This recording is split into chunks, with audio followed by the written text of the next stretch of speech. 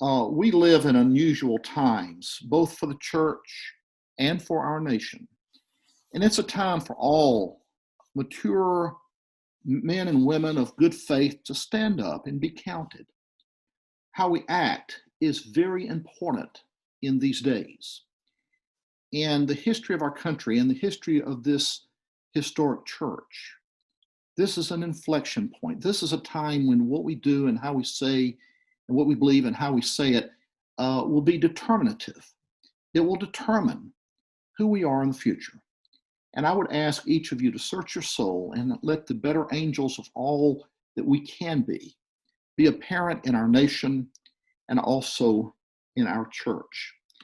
As far as the nation is concerned, let me remind you of what St. Augustine said. St. Augustine was a bishop of Hippo in North Africa in the 5th century, and his writings 1,500 years ago resonate and help direct us today in his philosophy, in his wisdom, and in his theology.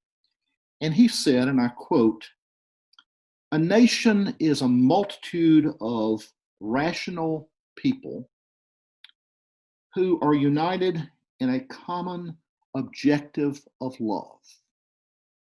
Having studied Augustine, I know when he says love, he's really speaking not of love in the context that we know it. He's talking about commitment and devotion. So he says a nation is a group of human beings who are committed to a common devotion and set of principles.